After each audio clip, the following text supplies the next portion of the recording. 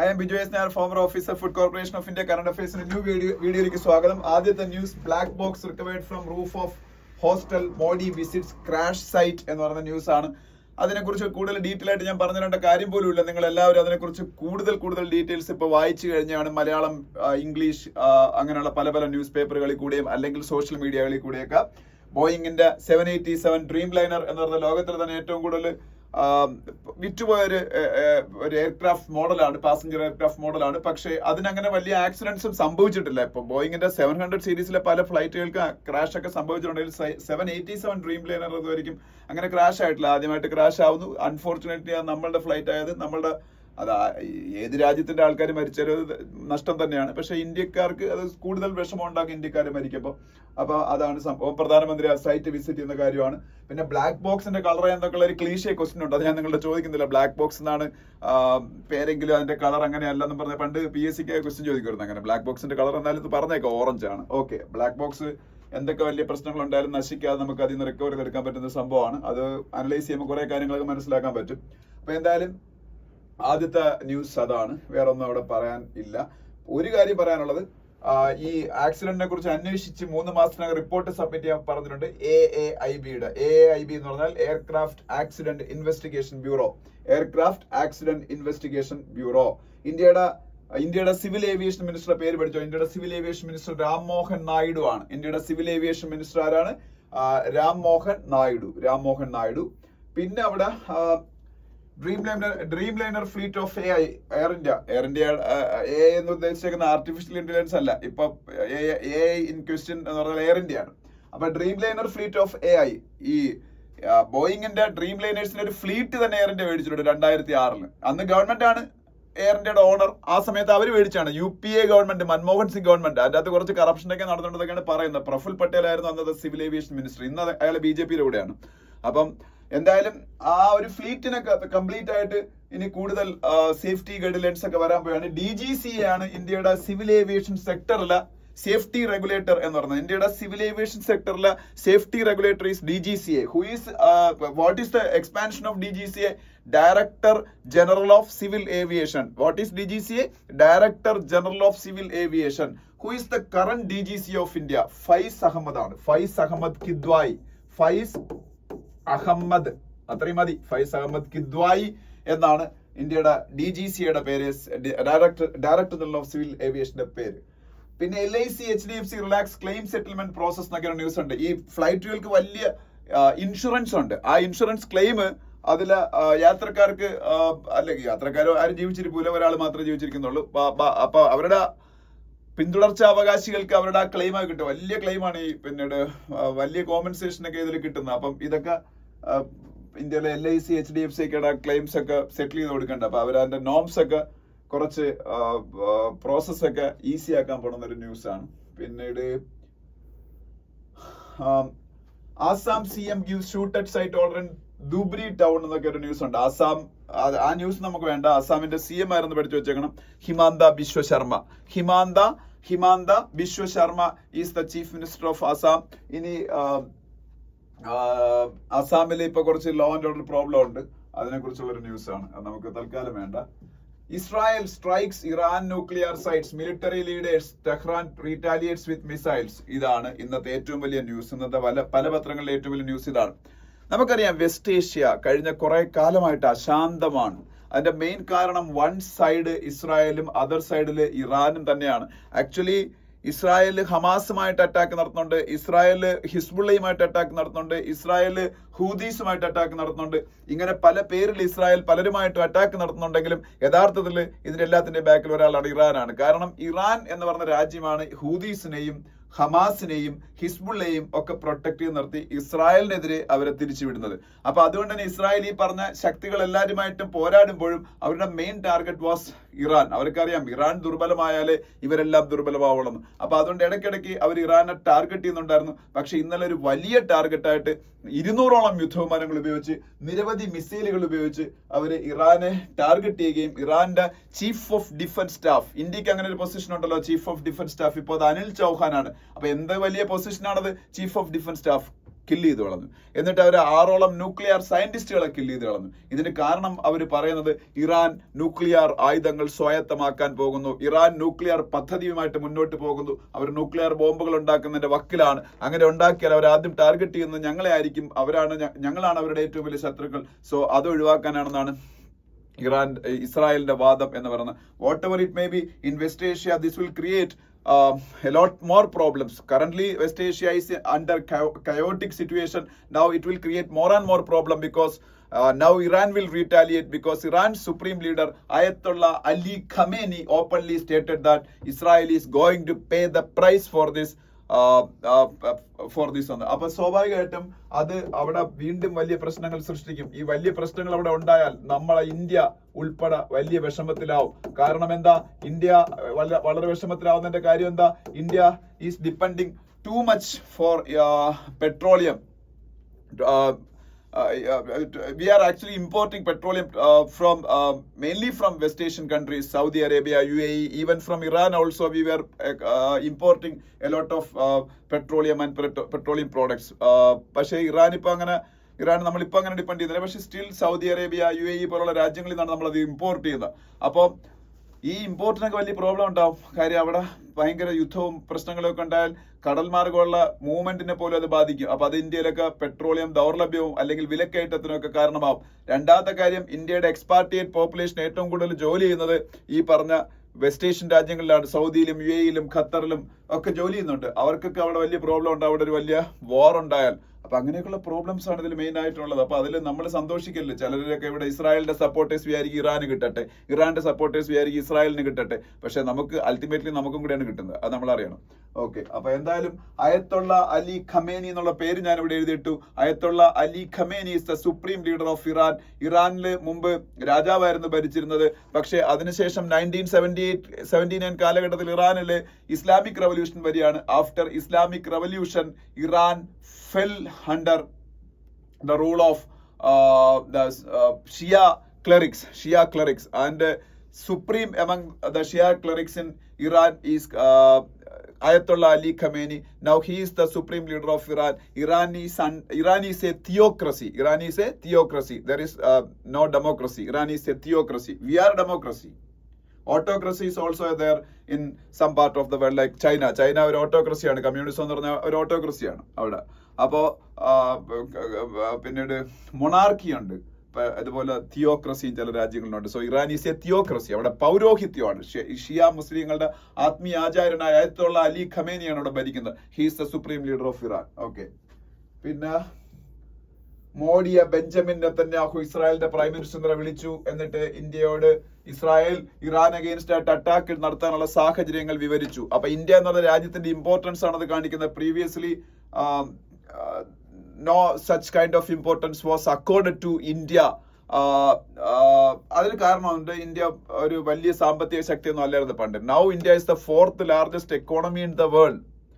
So India is one of the supreme powers in the world. And ഇത് Benjamin Netanyahu മോദിയെ വിളിച്ചത് appraise ചെയ്യുന്നതിൽ വലിയ അതിശയൊന്നുമില്ല. ഇനിയിപ്പോ ഇന്ത്യയും അത് ചെയ്തില്ലേ? കഴിഞ്ഞ ഓപ്പറേഷൻ സിന്ദൂർ നടത്തിയപ്പോൾ നമ്മൾ ഒരുപാട് രാജ്യക്കാരെ വിളിച്ചിട്ട് നമ്മളും പറഞ്ഞില്ലേ ഇന്ന കാര്യങ്ങൾ നമ്മൾ പാകിസ്ഥാനെതിരെ ചെയ്തെന്ന്. അപ്പം അതൊക്കെയും ഇതിൻ്റെ അകത്തുണ്ട്. ഇനി നെക്സ്റ്റ് പേജിലേക്ക് പോകുമ്പോൾ സ്റ്റേറ്റ്സ് പേജ്. ഈ സ്റ്റേറ്റ്സ് പേജിൽ ഈ പേജിൽ നമുക്ക് ഒന്നും പറയാനില്ല. എല്ലാ പേജും എല്ലാ ന്യൂസും ആ പ്ലെയിൻ ക്രാഷിനെ കുറിച്ചാണ്. പ്ലെയിൻ ക്രാഷിനെ കുറിച്ചുള്ള ന്യൂസുകൾ മാത്രമാണ്. അത് ഓരോരോ ആൾക്കാരെ കുറിച്ചും അതിൽ മരിച്ചുപോയ ആൾക്കാരെ കുറിച്ചും ഒക്കെയാണ്. അവിടെ ഒന്നും ഞാൻ പറയാനില്ല. പിന്നെ ആകപ്പാടെ ഉള്ളതെന്ന് വെച്ചാൽ ബംഗ്ലാദേശില് രവീന്ദ്രനാഥ ടാഗോറിന്റെ ആൻസിസ്ട്രൽ ഹോം ഇപ്പൊ ബംഗ്ലാദേശിലാണ്. പണ്ടത് ബംഗാൾ ആയിരുന്നല്ലോ. ഈസ്റ്റ് ബംഗാളും വെസ്റ്റ് ബംഗാളും ഒക്കെ ആയിട്ട് പണ്ട് ബ്രിട്ടീഷുകാർ ഡിവൈഡ് ചെയ്തെങ്കിലും അതിന് അൺഡിവൈഡഡ് ബംഗാൾ ആയിരുന്നു. അപ്പൊ ആ ബംഗാൾ ഇപ്പൊ അത് ബംഗ്ലാദേശിലാണ്. അപ്പൊ പുള്ളിയുടെ ആൻസിസ്ട്രൽ ഹോം അവിടുത്തെ കുറച്ച് റാഡിക്കൽ എലമെന്റ്സ് ടാർഗറ്റ് ചെയ്തതിനെ കുറിച്ചൊക്കെയുള്ള ന്യൂസ് ഉണ്ട്. അല്ലാതെ വേറെ ഒന്നും പറയാനില്ല. ഓക്കെ, ഇനി അതിനടുത്ത പേജിൽ പോകുമ്പോ അടുത്ത പേജിലും വലിയ ന്യൂസുകൾ നമുക്ക് പറയാനില്ല കേട്ടോ. ഈ പേജിൽ എന്താണ് നിങ്ങൾ നോക്കി? ഒന്നും പറയാനില്ല. നമുക്ക് എല്ലാം ലോക്കൽ ന്യൂസുകളാണ്. ഒന്നും പറയാനുള്ള കാര്യങ്ങളൊന്നുമില്ല. ഇനി അതിനടുത്ത പേജിൽ പോവാം. അതിനടുത്ത പേജിൽ പോകുമ്പോ സ്റ്റാലിന്റെ പേരുണ്ട്. സ്റ്റാലിൻ ആരാണ്? തമിഴ്നാടിന്റെ ചീഫ് മിനിസ്റ്റർ. തമിഴ്നാടിന്റെ ചീഫ് മിനിസ്റ്റർ ആയ സ്റ്റാലിന്റെ ഒരു പൊളിറ്റിക്കൽ സ്റ്റേറ്റ്മെന്റ് അല്ല, ഒരു ആവശ്യം അദ്ദേഹം ഡൽഹിയുടെ ചീഫ് മിനിസ്റ്ററോട് പറഞ്ഞേക്കുന്നതിനെ കുറിച്ചൊക്കെ ഉണ്ട്. അപ്പൊ തമിഴ്നാടിന്റെ ചീഫ് മിനിസ്റ്റർ MK സ്റ്റാലിൻ ആണെങ്കിൽ ഡൽഹിയുടെ ചീഫ് മിനിസ്റ്റർ രേഖാ ഗുപ്തയാണ്. അവരുടെ പേരും അതിന്റെ അകത്തുണ്ട്. രേഖാ ഗുപ്തയുടെ പേരും പത്രത്തിൽ കാണാം, രേഖാ ഗുപ്ത.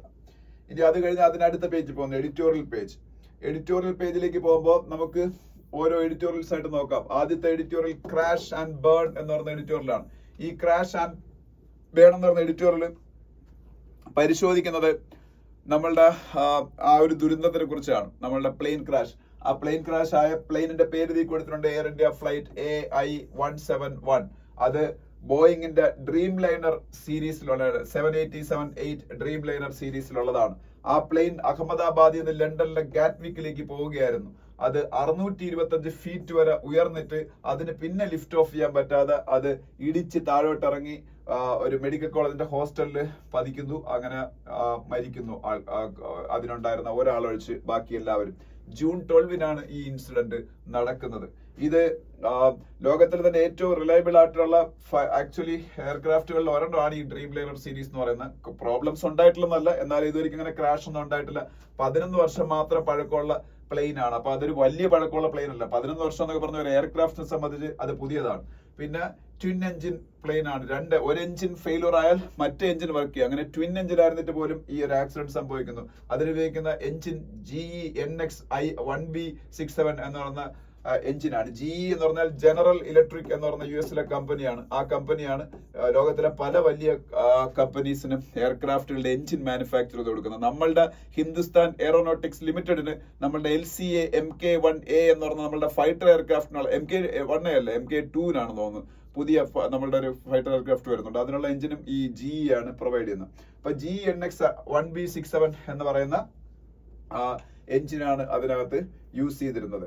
അപ്പോൾ പല പല കാരണങ്ങളാണ് പല എക്സ്പേർട്ടുകളും പറയുന്നത്. ഇതിന്റെ കാരണം എന്താണെന്ന് ആർക്കും അറിഞ്ഞൂടാ. പക്ഷേ സ്റ്റിൽ എല്ലാവരും ചില കാരണങ്ങൾ, ഒന്ന് ലോഡ് പ്ലാനിങ്ങിൽ വന്ന പ്രശ്നം, ലോഡ് ഓവറായിട്ട് ഈ സയന്റിഫിക് അല്ലാതെ അതിൽ കൂടുതൽ ലോഡ് കയറ്റിയതുകൊണ്ട്, പിന്നെ ഫ്യൂവലിന്റെ ലോഡ് ഉണ്ടായിരുന്നല്ലോ, പിന്നെ എയർ ടെമ്പറേച്ചറിലുള്ള പ്രശ്നം, എഞ്ചിൻ പെർഫോമൻസിൽ വന്ന പ്രശ്നം, വിങ് സർഫസ് സെറ്റിംഗ്സിൽ വന്ന പ്രശ്നം. ഇതൊന്ന് ഡീറ്റെയിൽ ആയിട്ട് പറഞ്ഞാൽ എനിക്ക് അറിഞ്ഞൂടാ, അതൊക്കെ ഏവിയേഷൻ എക്സ്പെർട്ടുകളൊക്കെ അറിയാവുള്ളൂ. പിന്നെ ഇങ്ങനെയൊക്കെയുള്ള എന്തെങ്കിലും കാരണമായി, അല്ലെങ്കിൽ ഒരു ബേർഡ് ഹിറ്റും ആവാം. അഹമ്മദാബാദ് എയർപോർട്ടിന്റെ പ്രശ്നം എന്ന് വെച്ചാൽ ബേർഡ് ഹിറ്റിംഗ് ഭയങ്കരമുള്ള പ്രശ്നം. ബേർഡ്സിന്റെ ഒരുപാട് പ്രോബ്ലം ഉള്ള ഒരു എയർപോർട്ടാണ്. അത് ബേർഡ് വന്ന് ഹിറ്റ് ചെയ്താലും പ്രോബ്ലം ഉണ്ടാവും. അതാണെന്നും അറിഞ്ഞൂടാ. എന്തായാലും എയർ ഇന്ത്യ 68 എയർക്രാഫ്റ്റുകൾ 2006 വാങ്ങി ബോയിങ്ങിന്റെ കയ്യിൽ നിന്ന്. അതിൽ ഉള്ളതാണ് ഈ 787-8 എന്ന് പറഞ്ഞ ഡ്രീം ലൈനർ സീരീസിലുള്ള പ്ലെയിനുകൾ. ഇത് നമുക്ക് ഒരുപാട് യൂസ്ഫുൾ ആയിട്ടുണ്ട്. ഇപ്പൊ ക്രാഷ് വരുമ്പോൾ നമ്മൾ അതിനെ തള്ളി പറയാൻ പാടില്ല. നമ്മൾ യൂറോപ്പിലേക്കും ഫാർ ഈസ്റ്റിലേക്കും ഓസ്ട്രേലിയയിലും ഒക്കെ നമ്മൾ എയർ ഇന്ത്യ സർവീസ് നടത്തിക്കൊണ്ടിരുന്ന ഈ പ്ലെയിനുകൾ ഉപയോഗിച്ചാണ്. ഗ്ലോബലി സേഫ്റ്റി റെക്കോർഡ് അത്ര മോശമൊന്നും അല്ല ഈ ഡ്രീം ലൈനർ സീരീസിന്റെ. വലിയ ക്രാഷസ് ഇതുവരെയ്ക്കും ഉണ്ടായിട്ടില്ല. എന്നാലും ബോയിങ് ആയിട്ട് ബന്ധപ്പെട്ട ചില വിസിൽ ബ്ലോവേഴ്സ് ചില സ്റ്റേറ്റ്മെന്റ്സ് ഒക്കെ ഇതിനെക്കുറിച്ച് ഇറക്കിയിട്ടുണ്ട്. അസംബ്ലി ലൈൻ ക്വാളിറ്റിയിലൊക്കെ കൺട്രോൾ ഒക്കെ കുറവാണ്. പിന്നെ എഞ്ചിന് ചില പ്രോബ്ലംസ് ഉണ്ട്. അതുപോലെ അതിന്റെ ബാറ്ററി ആയിട്ട് ബന്ധപ്പെട്ട ചില പ്രോബ്ലംസ് ഉണ്ട്. Emergency locator transmitter battery fire മുമ്പ് ഉണ്ടായിട്ടുണ്ട്.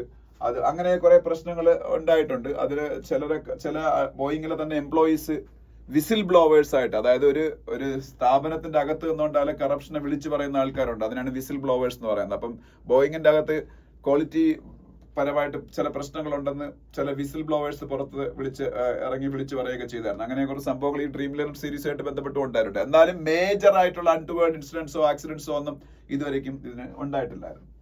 അപ്പൊ അതൊക്കെ അവിടെ പറഞ്ഞു ഫസ്റ്റ് പാരഗ്രാഫിൽ. സെക്കൻഡ് പാരഗ്രാഫിൽ ടാറ്റയാണല്ലോ പുതിയ ഓണേഴ്സ് എയർ ഇന്ത്യയുടെ.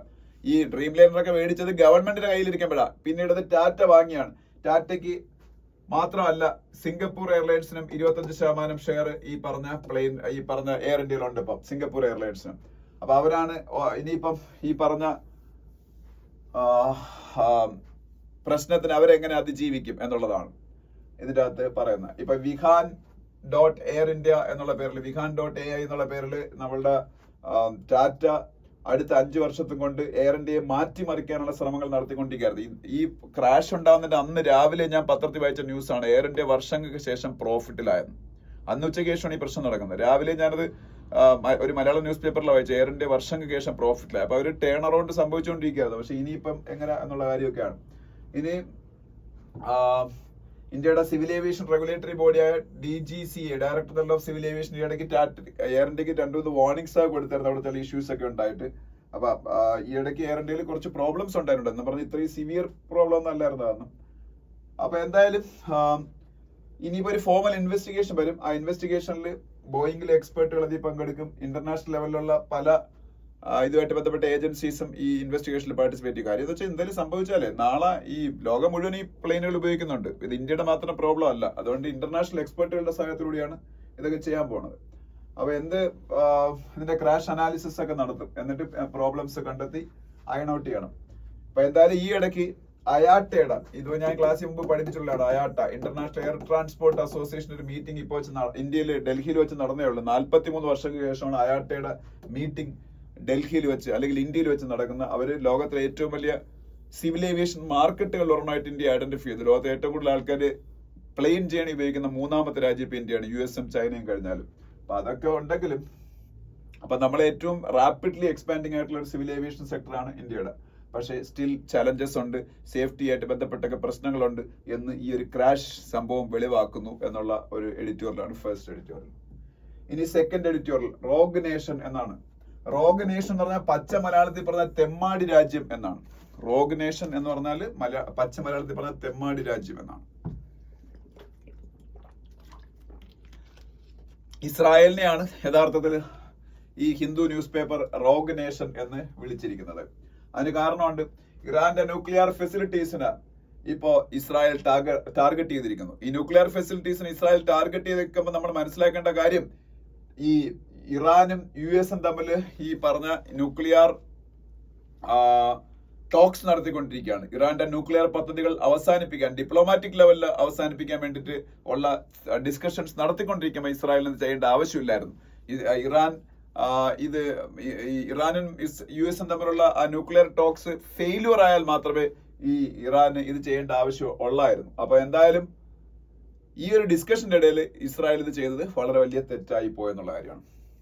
അപ്പോൾ ഡൊണാൾഡ് ട്രംപ് ഈ ഇടയ്ക്ക് ഇസ്രായേലിനെ വാൺ ചെയ്തിരുന്നു, നിങ്ങൾ ഇറാൻ അറ്റാക്ക് ചെയ്യരുത്, നമ്മൾ ടോക്സ് നടത്തിക്കൊണ്ടിരിക്കുകയാണ്, ഡിപ്ലോമാറ്റിക് ലെവലിൽ ഇത് സോൾവ് ചെയ്യാം. അപ്പൊ അതിന്റെ അർത്ഥം ഈ US-ന്റെ പ്രസിഡന്റ് ഡൊണാൾഡ് ട്രംപ് പറയുന്ന ഇസ്രായേൽ ഒന്നുകിൽ കേൾക്കുന്നില്ല, അല്ലെങ്കിൽ പിന്നീട് ഡൊണാൾഡ് ട്രംപ് സീരിയസ് ആയിട്ടല്ല ഇസ്രായേലിനോട് ഇത് പറഞ്ഞത്. അതുകൊണ്ട് അവരത് വലിയ കാര്യമാക്കിയില്ല. എന്തായാലും ഇസ്രായേലിന്റെ ഈ ഓവർനൈറ്റ് അറ്റാക്കില് അവര് ഇറാന്റെ Natanz nuclear enrichment facility attack ചെയ്തു, ബാലിസ്റ്റിക് മിസൈൽ ഫാക്ടറീസിനെ അറ്റാക്ക് ചെയ്തു, ഇറാന്റെ ടോപ്പ് ന്യൂക്ലിയർ സയന്റിസ്റ്റുകൾ അറ്റാക്ക് ചെയ്തു, മിലിറ്ററിയുടെ ഏറ്റവും ഉയർന്ന പൊസിഷനിൽ ഇരിക്കുന്നവരെ അറ്റാക്ക് ചെയ്തു, അസാസിനേറ്റ് ചെയ്യുകയും ചെയ്തു. ഇറാൻ റീടാലിയേഷനിലായിട്ട് ഒരുപാട് ഡ്രോൺസ് ഉപയോഗിച്ച് ഇസ്രായേലിലേക്ക് അറ്റാക്ക് നടത്തിയെങ്കിൽ അതിൽ മിക്കതിനും ഇസ്രായേലിന് ഷൂട്ട് ഡൗൺ ചെയ്തു. എന്തായാലും ഇറാന്റെ supreme leader Ayatollah Ali Khamenei തിരിച്ച് ഇസ്രായേലിന് വലിയ ഹാർഷ് ആയിട്ടുള്ള റെസ്പോൺസ് കൊടുക്കും എന്ന് പറഞ്ഞിരിക്കുന്നു. അപ്പൊ ഇറാൻ ബാലിസ്റ്റിക് മിസൈൽസ് വെച്ച് ഇസ്രായേലിനെ അറ്റാക്ക് ചെയ്യാനുള്ള എല്ലാ സാധ്യതയുമുണ്ട്. അപ്പോ അങ്ങനെ സംഭവിച്ചാൽ തിരിച്ച് ഇറാനെ ഇതിലും അതിശക്തിയായിട്ട് ആക്രമിക്കുമെന്ന് ഇസ്രായേലിന്റെ prime minister Benjamin Netanyahu warn ചെയ്തിട്ടും ഉണ്ട്. എന്തായാലും വെസ്റ്റ് ഏഷ്യയിൽ വലിയൊരു യുദ്ധം ഉണ്ടാവാനുള്ള ഒരു സാധ്യതയാണ് ഇസ്രായേൽ ഇറാൻ അറ്റാക്ക് ചെയ്യുക വഴി തുറന്നിട്ടത് എന്നുള്ളത് യാതൊരു സംശയവുമില്ല. അപ്പൊ എന്തായാലും ഇറാന്റെ ന്യൂക്ലിയർ പ്രോഗ്രാംസിനെ കുറിച്ച് ലോകത്തിന് ലെജിറ്റിമേറ്റ് ആയിട്ടുള്ള കൺസേൺസ് ഉണ്ട്, അത് ഈ സംശയമൊന്നുമില്ല. രണ്ടാമത്തെ പാരഗ്രാഫിൽ അതാ പറയുന്നത്. ഇറാൻ യുറേനിയം എൻറിച്ച്മെന്റ് നടത്തിക്കൊണ്ടിരിക്കുകയാണ്. യുറേനിയം എൻറിച്ച്മെന്റ് അല്ലെങ്കിൽ മലയാളത്തിൽ സമ്പുഷ്ടീകരണം എന്ന് പറയുന്നത് ചെയ്യുന്നത് എന്തിനാണെന്ന് വെച്ചാൽ ന്യൂക്ലിയർ ആംസ് ഉണ്ടാക്കാനാണ്. ന്യൂക്ലിയർ റിയാക്ടേഴ്സിൽ യൂസ് ചെയ്യുന്നതിന് അങ്ങനെ എൻറിച്ച്മെന്റ് അല്ലെങ്കിൽ സമ്പുഷ്ടീകരണം ചെയ്യേണ്ട ആവശ്യമില്ല. 60% പ്യൂരിറ്റിയിൽ ഇറാൻ യുറേനിയത്തിന് എൻറിച്ച് ചെയ്ത് കഴിഞ്ഞു. 90% പ്യൂരിറ്റിയിലേക്ക് ഉടനെ എത്തുമെന്നും അങ്ങനെ എത്തിക്കഴിഞ്ഞാൽ ഇറാൻ ന്യൂക്ലിയർ ആയുധങ്ങൾ ഉണ്ടാക്കുമെന്നും IAEA കഴിഞ്ഞ ദിവസം വാൺ ചെയ്തിരുന്നു. IAEA എന്താണ്? International atomic energy agency. UN-ന്റെ ന്യൂക്ലിയർ വാച്ച് ഡോഗ് ആണ് IAEA, international atomic energy agency എന്ന് പറയുന്നത്. അതിന്റെ ഹെഡ്ക്വാർട്ടേഴ്സ് വിയന്ന ആണ്. വിയന്ന ഓസ്ട്രിയയുടെ ക്യാപിറ്റലാണ്. അപ്പൊ എന്തായാലും IAEA അങ്ങനെ വാൺ ചെയ്തെങ്കിലും ഇറാൻ എന്തെങ്കിലും ന്യൂക്ലിയർ ആയുധങ്ങൾ ഉണ്ടാക്കുന്നതിന് യാതൊരു എവിഡൻസും ഇല്ല എന്നതാണ് സത്യം. സത്യത്തിൽ ഇന്നത്തെ ഈ പ്രശ്നങ്ങൾക്കെല്ലാം കാരണം ഡൊണാൾഡ് ട്രംപ് ആണ്. കാരണം ഇറാൻ 2015 അമേരിക്കയുമായിട്ടും മറ്റ് വേൾഡിലെ സുപ്രീം പവേഴ്സുമായിട്ട് ചേർന്ന് ഒരു ന്യൂക്ലിയർ എഗ്രിമെന്റ് ഉണ്ടാക്കിയിരുന്നു 2015. ആ ന്യൂക്ലിയർ എഗ്രിമെന്റിന്റെ അടിസ്ഥാനത്തിൽ ഇറാൻ ന്യൂക്ലിയർ പദ്ധതികൾ തൽക്കാലം നിർത്തിവെക്കാമെന്ന് സമ്മതിക്കുകയും ചെയ്തിരുന്നതാണ്. പക്ഷേ അന്ന് ബരാക് ഒബാമയാണ് അമേരിക്കയുടെ പ്രസിഡന്റ്, അദ്ദേഹമാണ് ഈ എഗ്രിമെന്റ് ഉണ്ടാക്കിയത്. അതിനുശേഷം ട്രംപ് അധികാരത്തിൽ വരികയാണ്. അധികാരത്തിൽ വന്നതിന് ശേഷം വിത്തൗട്ട് എനി പ്രൊവോക്കേഷൻ 2018 ഈ എഗ്രിമെന്റിൽ നിന്ന് അവർ വിത്ഡ്രോ ചെയ്യുകയാണ്. ആര്? US ഇറാനുമായിട്ടുണ്ടാക്കിയ ന്യൂക്ലിയർ എഗ്രിമെന്റ് എന്ന്. എന്നിട്ടാണ് പിന്നെ ട്രംപ് അധികാരത്തിൽ നിന്ന് പുറത്തു പോയിട്ട് പിന്നെ ബൈഡൻ വരുന്നു, അവർക്ക് ഒന്നും ചെയ്യാൻ പറ്റില്ല. ഇപ്പൊ ട്രംപ് വന്നിട്ട് തിരിച്ച് വീണ്ടും ആ ന്യൂക്ലിയർ എഗ്രിമെന്റിനെ തിരികെ കൊണ്ടുവരാൻ നോക്കിയാണ്. ഒന്ന് ആലോചിച്ച് നോക്കണം, ഉണ്ടായിരുന്ന ഒരു എഗ്രിമെന്റിനെ ഇല്ലാതാക്കിയത് ഇയാളാണ്, ഡൊണാൾഡ് ട്രംപ് ആണ്. അപ്പൊ എന്തായാലും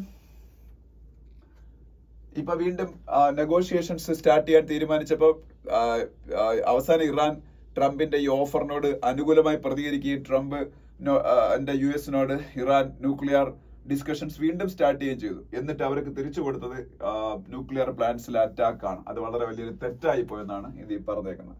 അപ്പൊ എന്തായാലും ഇസ്രായേൽ ചിന്തിക്കുന്നത് ഈ എത്രയൊക്കെ അഗ്രഷൻ നടത്തിയാലും US-ന്റെ military, political and diplomatic support എപ്പോഴും ഇസ്രായേലിന് കിട്ടും എന്നാണ്. ഇസ്രായേൽ ഒരു റോഗ് നേഷനെ പോലെ, ഒരു തെമ്മാടി രാജ്യത്തെ പോലെയാണ് October 7 തൊട്ട് അവര് പെരുമാറിക്കൊണ്ടിരിക്കുന്നതെന്ന് പറഞ്ഞു. October 7 തൊട്ട് അറിയാലോ, October 7 ഹമാസിന്റെ അറ്റാക്ക് അവിടെ നടക്കുന്നത്. അതിനുശേഷം ഇസ്രായേൽ ഗാസയിൽ നടത്തിയ അറ്റാക്കിൽ 54,000 പാലസ്തീനിയൻസ് ആണ് മരിച്ചുപോയത്. ഗാസയെ കംപ്ലീറ്റ് അവർ നശിപ്പിച്ചു. അപ്പോ ഞാൻ നേരത്തെ പറഞ്ഞ പോലെ ഹിസ്ബുള്ളയെ അറ്റാക്ക് ചെയ്തു ലെബനനില്.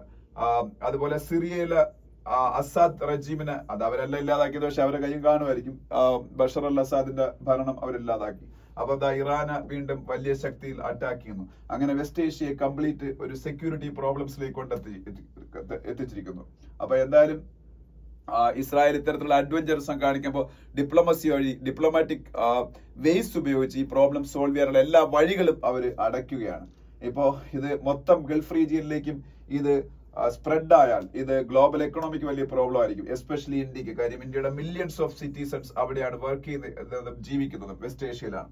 അതുപോലെ തന്നെ നമ്മളുടെ പെട്രോളിയം നീഡ്സ് എല്ലാം അവിടെ നിന്നാണ് സാറ്റിസ്ഫൈ ചെയ്യേണ്ടത്. അപ്പൊ എന്തുകൊണ്ടും ലോകം മുഴുവനും ഒറ്റ കെട്ടായി നിന്ന് ഇമ്മീഡിയറ്റ് ആയിട്ട് കോർഡിനേറ്റഡ് ആയിട്ടുള്ള എഫേർട്ട് വഴി ഈ ഇസ്രായേൽ എന്നൊരു രാജ്യത്തിന് കൺട്രോൾ ചെയ്തില്ലെങ്കിൽ വെസ്റ്റ് ഏഷ്യയിൽ വലിയ പ്രോബ്ലംസ് ഉണ്ടാവും. അതിന് ലോകം വലിയ വില കൊടുക്കേണ്ടി വരും എന്നാണ് ഈ എഡിറ്റോറിയൽ പറയുന്നത്. പിന്നെ end game of A 2611-year-old Jewish Persian enmity എന്ന് പറഞ്ഞൊരു ആർട്ടിക്കിൾ ഉണ്ട്. സെയിം എഡിറ്റോറിയലാണ്. അത് ഞാൻ വളരെ ഡീറ്റെയിൽഡ് ആയിട്ട് ഡിസ്കസ് ചെയ്യേണ്ട കാര്യമില്ല. ഈ എഡിറ്റോറിയൽ ഞാൻ പറഞ്ഞ കാര്യങ്ങൾ മാത്രമാണ് അവിടെ പറഞ്ഞേക്കുന്നത്. ഇവിടെ കണ്ട 2018 ട്രംപിന്റെ അഡ്മിനിസ്ട്രേഷൻ, ആദ്യത്തെ അഡ്മിനിസ്ട്രേഷൻ ഇറാനുമായിട്ടുണ്ടാക്കിയ ന്യൂക്ലിയർ എഗ്രിമെന്റ് ഇല്ലാതാക്കിയതും ഒക്കെ അവിടെ പറയുന്നുണ്ട്. അതൊക്കെ തന്നെ ഞാൻ നേരത്തെ പറഞ്ഞത്. പിന്നീട് ഇപ്പതാ വീണ്ടും എന്നിട്ട് ഇറാനുമായിട്ട് ന്യൂക്ലിയർ എഗ്രിമെന്റ് ഉണ്ടാക്കാൻ വേണ്ടി അവർ ശ്രമിച്ചുകൊണ്ടിരിക്കുന്ന അതിന്റെ ഇടയിൽ കൂടെയാണ് ഇസ്രായേൽ അവരെ അറ്റാക്ക് ചെയ്തതെന്നും ഒക്കെ ഇതിൽ പറയുന്നുണ്ട്. പിന്നെ ഇതിൽ നമ്മൾ മനസ്സിലാക്കേണ്ട ഒരു അഡീഷണൽ കാര്യം, ഇതിലില്ലാത്തൊരു കാര്യം ഇതിൽ പറയുന്നതാണെന്ന് വെച്ചാല്, ഈ ഇറാൻ ഷിയ മുസ്ലിങ്ങളുടെ രാജ്യമാണെന്ന് ഞാൻ പറഞ്ഞു. ഷിയ മുസ്ലിങ്ങളുടെ സുപ്രീം ലീഡറാണ് അയത്തുള്ള അലി ഖമേനി. അതുകൊണ്ടാണ് ഇറാന്റെ സുപ്രീം ലീഡറായിട്ട് അദ്ദേഹം മാറിയതൊക്കെ ഞാൻ പറഞ്ഞു. പക്ഷേ പൊതുവെ മുസ്ലിം രാജ്യങ്ങൾ, എസ്പെഷ്യലി ഗൾഫ് റീജിയനുള്ള രാജ്യങ്ങളെല്ലാം സുന്നി രാജ്യങ്ങളാണ്. ഷിയ, സുന്നി, ഇതാണ് മുസ്ലിങ്ങളുടെ ഏറ്റവും പ്രധാനപ്പെട്ട രണ്ട് സെക്ട്സ്. അപ്പോ സുന്നി രാജ്യങ്ങളാണ് സൗദി, UAE ഒക്കെ. അപ്പൊ അവർക്ക് ആക്ച്വലി ഇറാൻ ന്യൂക്ലിയർ ബോംബുകൾ ഉണ്ടാക്കുന്നതിൽ അവർക്ക് വലിയ താല്പര്യം കാണൂല. അത് കാര്യം എന്ന് വെച്ചാൽ ഇസ്ലാമിക് വേൾഡ് ശക്തമായിട്ടിരിക്കണമെന്നാണ് സുന്നികളുടെ ആഗ്രഹം. അപ്പൊ ഷിയാകൾ അവർക്കൊന്നും ന്യൂക്ലിയർ ആയുധങ്ങളൊന്നും ഇല്ല, സൗദിക്കും UAE-ക്കും. അപ്പൊ ഇറാൻ അത് ഉണ്ടാക്കിയാൽ ഇറാൻ ആവും കൂടുതൽ സുപ്രീം. അപ്പൊ അത് സൗദി ഇഷ്ടപ്പെടുന്നില്ല. ഒരു പക്ഷേ ഉള്ളിലെങ്കിലും ഈ പറഞ്ഞ ഇറാന് ഇസ്രായേൽ അറ്റാക്ക് ചെയ്യുന്നതിൽ ഈ പറഞ്ഞ സുന്നി മുസ്ലിം രാജ്യങ്ങൾ ഇഷ്ടപ്പെടുന്നുണ്ടായിരിക്കും. പക്ഷെ അപ്പോഴും അവർക്ക് വേറെ ചില പ്രശ്നങ്ങളുണ്ട്. നേരത്തെ ഞാൻ പറഞ്ഞ പോലെ ഇവരെല്ലാം പെട്രോളിയം ആണ് അവരുടെ മെയിൻ സോഴ്സ് ഓഫ് ഇൻകം. അത് സ്ട്രെയിറ്റ് ഓഫ് ഹോർമൂസ് എന്നൊക്കെ പറയുന്ന ലോകത്തിലെ ഏറ്റവും കൂടുതൽ പെട്രോളിയം പിന്നീട് ഉൽപ്പന്നങ്ങൾ ആ ഒരു കടലിടുക്ക് വഴി, സ്ട്രെയിറ്റ് എന്ന് പറയുന്നതാണ് കടലിടുക്ക്, സ്ട്രെയിറ്റ് ഓഫ് ഹോർമൂസ് വഴിയൊക്കെയാണ് പോകുന്നത്. അപ്പം അവിടെയൊക്കെ ഈ ഇറാനിൽ ഈ അറ്റാക്ക് നടന്നാൽ വലിയ പ്രോബ്ലംസ് ക്രിയേറ്റ് ചെയ്യപ്പെടാൻ സാധ്യതയുണ്ട്. അപ്പൊ അതിനെക്കുറിച്ചുള്ള കൺസേൺ മാത്രമേ ഉള്ളൂ ഈ പറഞ്ഞ മറ്റ് സുന്നി ഗൾഫ് രാജ്യങ്ങൾക്ക് ഇസ്രായേൽ ഇറാനെ അറ്റാക്ക് ചെയ്യുന്നത്. അല്ലെങ്കിൽ അവർക്ക് ഇഷ്ടമാണ് ഇറാനെ അറ്റാക്ക് ചെയ്യുന്നത്. അതാണ് ഇതിലൊരു പോയിന്റ് എന്ന് പറയുന്നത്. മനസ്സിലായി? ആ പോയിന്റിന്റെ കാര്യം മനസ്സിലായല്ല. സുന്നി ഷിയ ഒരു ഡിവൈഡ് അവിടെ ഉള്ളത് കൊണ്ടാണ്. അപ്പൊ ഷിയ മുസ്ലിം രാജ്യം കൂടുതൽ ശക്തമാവുന്ന സുന്നി മുസ്ലിം രാജ്യങ്ങൾക്ക് ഇഷ്ടമല്ല. അതും ഇസ്രായേലും അമേരിക്കയൊക്കെ അതും എക്സ്പ്ലോയിറ്റ് ചെയ്യുന്നുണ്ട്, ആ ഒരു ഫീലിംഗും. മനസ്സിലായോ? അതൊക്കെ നീ പറയുന്നുണ്ട്. അപ്പൊ ഞാൻ പറഞ്ഞ കാര്യങ്ങൾ നേരത്തെ എഡിറ്റോറിയൽ പറഞ്ഞ കാര്യമല്ല, അഡീഷണലി പറയുന്നത് അത്രയൊക്കെ ഉള്ളൂ. അപ്പൊ ഈ ആർട്ടിക്കിൾ വായിച്ചു നോക്കുക.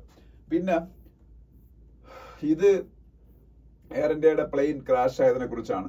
ഇതിൽ അങ്ങനെ വലിയ കണ്ടന്റ് ഒന്നുമില്ല. എനിക്ക് തോന്നിയ ഒരു കാര്യം എന്ന് വെച്ചാൽ യഥാർത്ഥത്തിൽ ഇന്ത്യയിലെ സിസ്റ്റത്തിനെ മുഴുവൻ കുറ്റപ്പെടുത്തിക്കൊണ്ടുള്ള ഒരു ആർട്ടിക്കിളാണ്. സിസ്റ്റം എന്ന് പറയുമ്പോഴത്തേക്ക് entire system from ministry of civil aviation അവിടെ തൊട്ട് MOCA minister of civil aviation, ministry of civil aviation തൊട്ട് DGCA director general of civil aviation, AAI airport authority of India, ഇവരെല്ലാവരെയും ബ്ലെയിം ചെയ്തുകൊണ്ട് ഉള്ള ഒരു ആർട്ടിക്കിളാണ് ഇത്.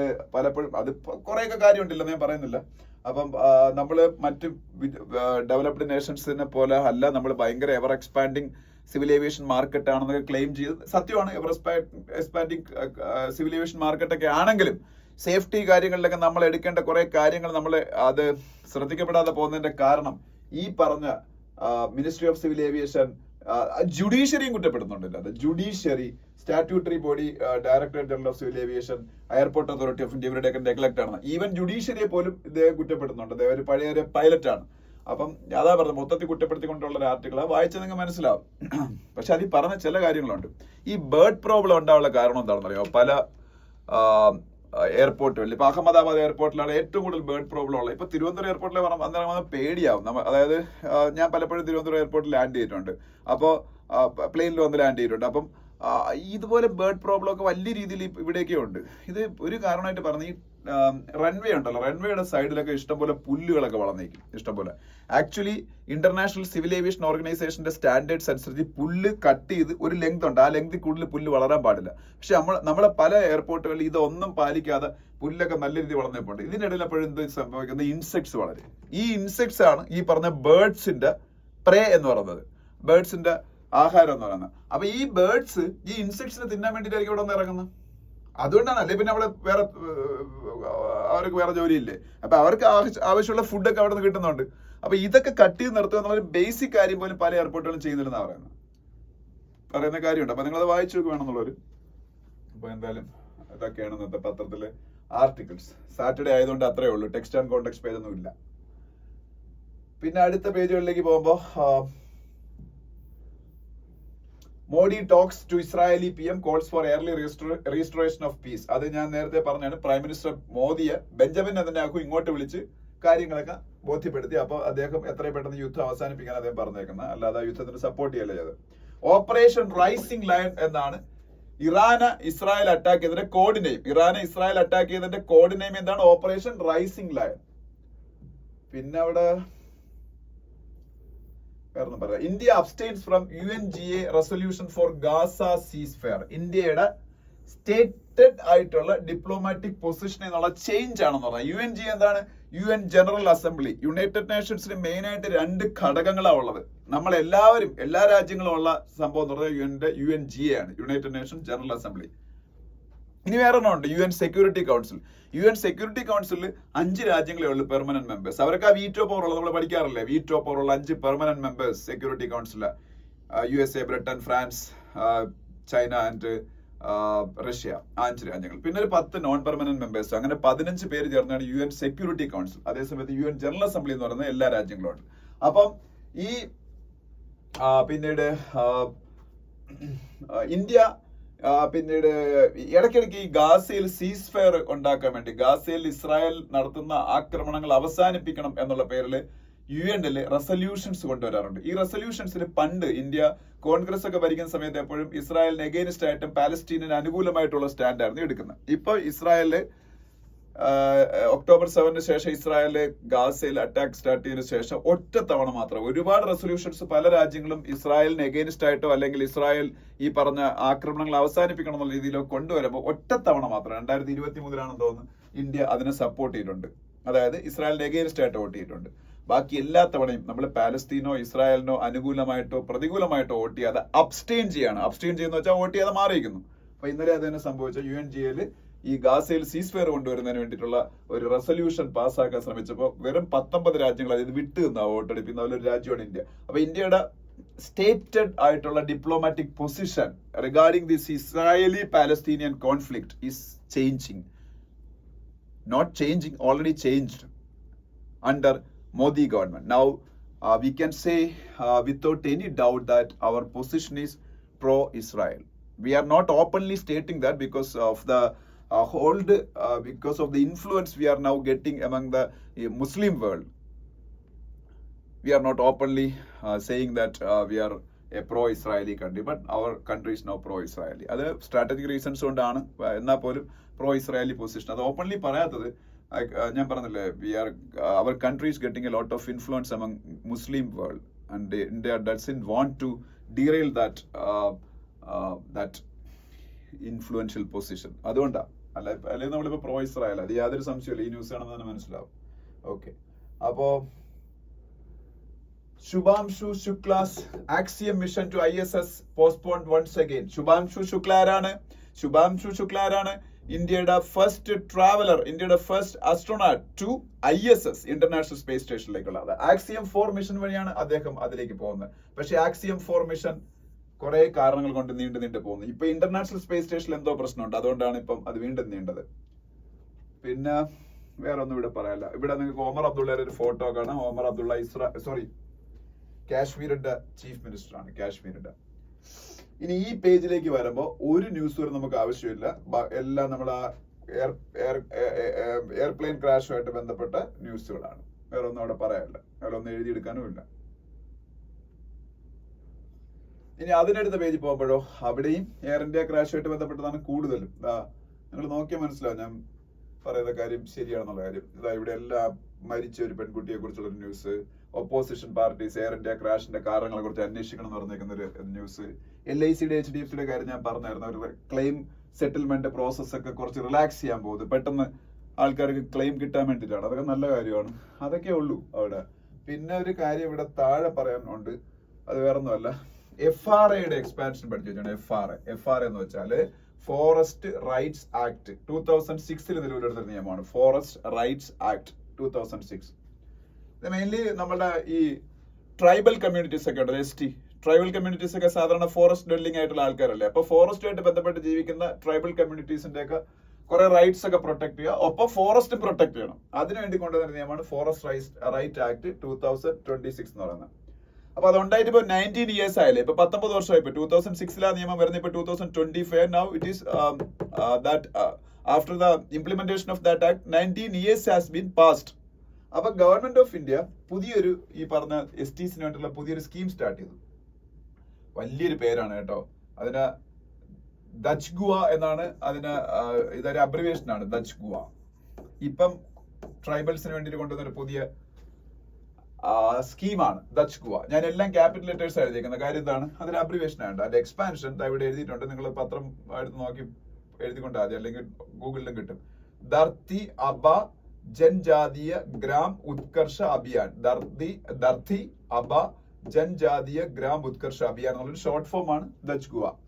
അപ്പൊ ഈ സ്കീമിന്റെ അണ്ടറിൽ FRA ഫോറസ്റ്റ് റൈറ്റ് എൻഷുർ ചെയ്യാൻ വേണ്ടിട്ട് ഇപ്പൊ ഈ സ്കീമിന്റെ under Dharti Aaba Janjatiya Gram Utkarsh Abhiyan DAJGUA a central scheme. അതൊരു സെൻട്രൽ സ്കീമാണ്. The union ministry of tribal affairs അവരായിരിക്കും ഇതൊക്കെ ഇംപ്ലിമെന്റ് ചെയ്തിട്ട്. Tribal affairs ministry has so far sanction the setting up of 324 district level FRA cells, forest right act cells across 18 states and union territories implementing the forest rights law. അപ്പൊ forest right law implement ചെയ്യുന്നത് FRA cells എല്ലാ tribals കൂടുതലുള്ള ഡിസ്ട്രിക്റ്റുകളിൽ 18 സ്റ്റേറ്റുകളിലായിട്ട് കുറെ union ടെറിട്ടറീസുമായിട്ട് ബന്ധപ്പെട്ട് അവിടെയെല്ലാം FRA cells സ്ഥാപിച്ചുകൊണ്ടിരിക്കുക. എന്തിനാ? ഈ ധർത്തി അബ ജൻജാതീയ ഗ്രാം ഉത്കർഷ അഭിയാൻ എന്ന് പറയുന്ന സ്കീമിന്റെ ബെനിഫിറ്റ്സ് അവരിലേക്ക് എത്തിക്കാൻ വേണ്ടിയിട്ടാണ്. The rules governing the operation of these cells flow from the Dutch Goa program. Dutch Goa program എന്നാണ് അതിന്റെ റൂൾസ് എല്ലാം വന്നേക്കുന്നത്. Not the principal legislation of the FRA. FRA ഉപയോഗിച്ചല്ല ഇതിലെ റൂൾസ് എല്ലാം കൊണ്ടുവന്നേക്കുന്നത്. FRA ആണ് പ്രിൻസിപ്പൽ ലെജിസ്ലേഷൻ. അതിന്റെ ചുവട് പിടിച്ചാണ് ദച്ച് ഗുവ വരുന്നത്. ആ ദച്ച് ഗുവ ഉപയോഗിച്ചാണ് ഇതിലെ ഈ FRA സെൽസിന്റെ ഒക്കെ റൂൾസ് ഒക്കെ ഫോർമുലേറ്റ് ചെയ്തേക്കുന്നത്. അത് ജസ്റ്റ് അറിഞ്ഞിരിക്കുക. സിവിൽ സർവീസ് ഒക്കെ പ്രിപ്പയർ ചെയ്യുന്നവർക്ക് ഇതൊക്കെ വേണം, അല്ലാതെ അത്രയും വലിയ ആവശ്യമൊന്നുമില്ല. ഇനി ബിസിനസ് പേജിലേക്ക് പോകുമ്പോൾ ഞാൻ ഇപ്പൊ ഭയങ്കര വെപ്രാളപ്പെട്ടാണ് സംസാരിച്ചുകൊണ്ടിരിക്കുന്നത്. ഞാനിപ്പോ റെക്കോർഡ് ചെയ്യുന്ന 5 മണിക്കാണ്. ഇപ്പൊ 5:30 ആയി, 5:30 ആയി ഈവനിങ്. ടൈം ഇല്ലാത്തതുകൊണ്ടാണ് ഇങ്ങനെ സംസാരിക്കുന്നത്. ഓക്കെ, അപ്പോ ബിസിനസ് പേജിലേക്ക് പോകുമ്പോൾ Israel Iran conflict may impact oil supply to India, spike export cost. അതിന് സംശയമൊന്നുമില്ലല്ലോ. ഓയിൽ സപ്ലൈ ഇന്ത്യയിലേക്ക് വരുന്നതിനൊക്കെ അത് ബാധിക്കും, ഈ എത്രയും പെട്ടെന്ന് ഈ പ്രശ്നം തീർന്നില്ലെങ്കിൽ. അത് മാത്രമല്ല കോസ്റ്റും കൂടും ഷുവർ ആയിട്ട്. അത് വേറെ ഒന്നും അതിൽ പറയാനില്ല. പിന്നെ ഓയിൽ പ്രൊഡ്യൂസ് ചെയ്ത രാജ്യങ്ങൾ ആരാണ്? Mainly OPEC, oil organisation of petroleum exporting countries. Headquarters Vienna, ഓസ്ട്രിയയുടെ ക്യാപിറ്റലായ വിയന്ന.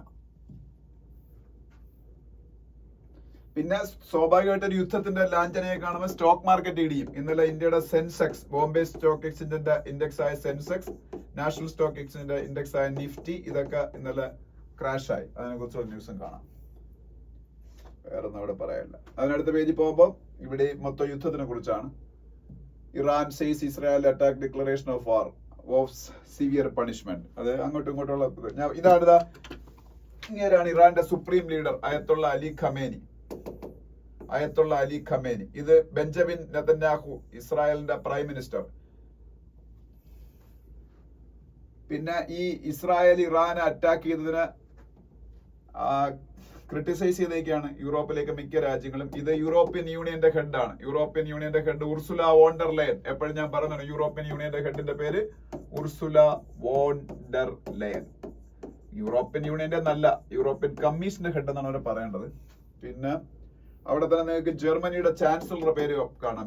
ജർമ്മനിയുടെ ചാൻസലറുടെ പേര് ഫ്രെഡറിക് മെഴ്സ് ആണ്. ഫ്രെഡറിക് മെഴ്സ്, ജർമ്മനിയുടെ ചാൻസലർ. പിന്നെ ഇവിടെ വേറെ ആരെങ്കിലും പേര് കാണും. Keir Starmer, UK prime minister Keir Starmer. ഇവരുടെയൊക്കെ പേര് ഇതിൻ്റെ അകത്തുണ്ട്, കീർ സ്റ്റാമർ. പിന്നെ IAEA ഞാൻ പറഞ്ഞു കഴിഞ്ഞാണ്, ഇന്റർനാഷണൽ അറ്റോമിക് എനർജി ഏജൻസി. പിന്നെ നാറ്റോയുടെ പേരുണ്ട്, north Atlantic treaty organisation, NATO. US തരത്തിലുള്ള മിലിറ്ററി അലയൻസ് ആണ് NATO, north Atlantic treaty organisation. European യൂണിയന്റെ നാറ്റോയുടെ ഹെഡ് ക്വാർട്ടേഴ്സ് ബ്രസൽസ് ആണ്. ബെൽജിയത്തിന്റെ ക്യാപിറ്റലായ ബ്രസൽസ് ആണ് യൂറോപ്യൻ യൂണിയന്റെ നാറ്റോയുടെ ഹെഡ് ക്വാർട്ടേഴ്സ്. പിന്നെ why Israel attack Iran's nuclear facilities. അതെന്തുകൊണ്ടാണ് ഞാൻ ഓൾറെഡി പറഞ്ഞു കഴിഞ്ഞു, എന്നാലും വേണമെങ്കിൽ വായിച്ചു നോക്കുക. ബംഗ്ലാദേശിന്റെ ലീഡർ മുഹമ്മദ് യൂനിസിന്റെ ഫോട്ടോ ഇവിടെ കാണാം. നെക്സ്റ്റ് സ്പോർട്സ് പേജ്, ഇത് വീക്കെൻഡ് സ്പോർട്സ്, ഇതൊന്നും വേണ്ട, സാറ്റർഡേ സൺഡേ വരുന്നതാണ്. ഇനി മറ്റു പേജുകളിലേക്ക് പോകുമ്പോൾ സ്പോർട്സ് പേജിൽ പോകുമ്പോൾ വേൾഡ് ടെസ്റ്റ് ചാമ്പ്യൻഷിപ്പ് നടന്നുകൊണ്ടിരിക്കുന്നു. ഏതാണ്ട് സൗത്ത് ആഫ്രിക്ക ജയിക്കുന്നതിന്റെ വക്കിലെത്തി. എന്താ സംഭവിക്കുന്നത് അറിഞ്ഞൂടാ. വേൾഡ് ടെസ്റ്റ് ചാമ്പ്യൻഷിപ്പ് എവിടെയാണ് നടക്കുന്നത്? ലോർഡ്സിൽ, ഇംഗ്ലണ്ടിലെ ലോർഡ്സിൽ വെച്ചാണ് വേൾഡ് ടെസ്റ്റ് ചാമ്പ്യൻഷിപ്പ് നടക്കുന്നത്. പിന്നെ all India football federation AFF, അതിന്റെ പ്രസിഡന്റ് ആണ് കല്യാൺ ചൗബെ. അങ്ങനെയുള്ള ഒരു ഫോട്ടോ ഇവിടെ കാണാം, കല്യാൺ ചൗബെ.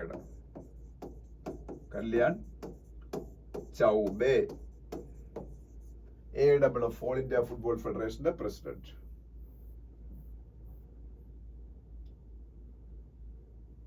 വേറെ ഒന്നും ആ പേജിൽ പറയാനില്ല.